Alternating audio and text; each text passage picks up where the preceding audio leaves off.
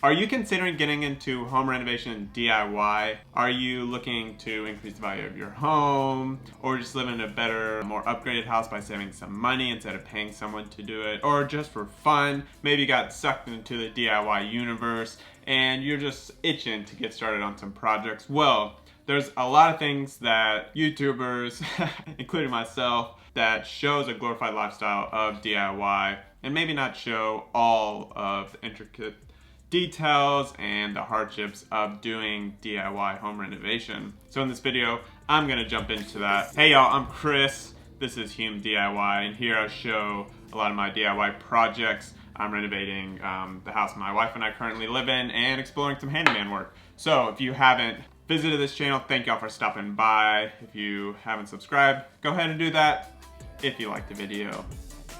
DIY can be a great investment for your money. Now, this is one of the main pulls of people to jump into home renovation DIY. So say you have a small bathroom you want to renovate and you go online and it says it's going to cost between $5,000 and $50,000 to renovate this bathroom. You reach out to a contractor, they quote you for 15 grand and you're like, dude, that's a lot of money. I don't want to pull out a loan for this.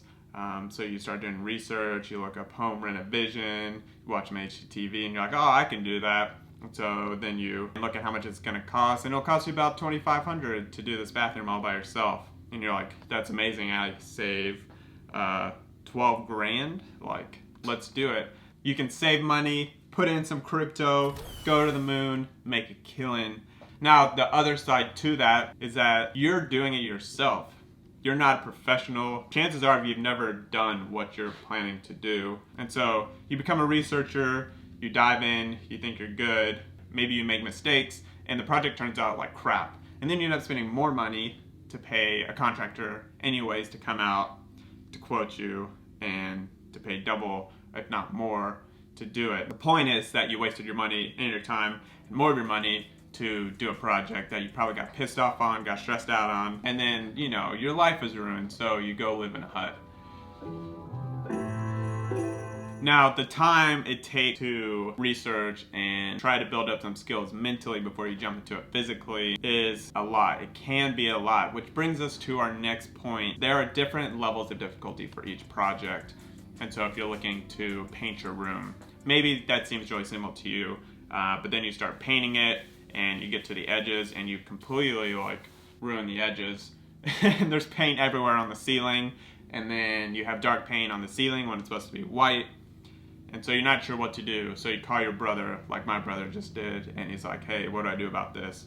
There's things that you don't think about before jumping into projects. Just like any other thing, you don't have the full perspective if it's something new to you. And so you learn as you go, even if you do hours and hours and hours of research, what you will end up doing. There's small level of difficulty and there's large level of difficulty, which, you know, you can get into stuff like plumbing and electrical and stuff like structure and concrete, stuff that like can hurt you if you don't do it correctly. You're trying to jump into something that professionals do and you're just a scrub. I mean, I'm talking about myself here. Like I love to learn new things. I love to jump into DIY. But sometimes it's just too much for me to do, and I probably shouldn't have done it and called someone, or it takes me just way longer, way more time, way more money. Step 4 goes along with the money point. You need tools to do these projects, and you know, the past few years I've been doing projects. It's probably 95% of the time I do a new project, I need to buy a new tool. And that could be like a $5 screwdriver, or it could be like a $100 brad nailer, which mine just broke. And I'm not sure what's going on with it. Ryobi, I mean, what's up with that? So yeah, you have to spend money to buy tools, and you have to do the research to know which tools to buy, and then you gotta decide if you wanna buy a really good tool or a bad tool. Which brings us to our next point, which is research. And I think point 5 is one of the most important things, is that when you become a home renovation DIYer, you have to become a researcher. Like, you gotta put your research on. You got to become someone who studies, who, watches hours of YouTube, who reads blog posts. You got to look up the laws in your area. You don't want to kill yourself over doing something to save $100 or even $1,000, right? You just need to be aware of what's going on. So like all these points come down to researching. Doing this is a lot of work. It's more work to research than to actually do the project. And as you continue to research, you probably realize that a lot of the stuff is over your head and you probably shouldn't do it, but you do it anyways. Of course, being as safe as you can and trying to make it as best as you can, getting the skills that you need as fast as you can, and make it as nice as you can. Now, by no means am I suggesting you shouldn't do home renovation DIY, because I'm doing it. I think it's a lot of fun. Those are 5 points that I hope give you a little bit more insight into, some of the downsides. My wife is mowing, so the noise is loud. Hey! Can you go over there for like a few minutes? Alright, I had to tell her to shush.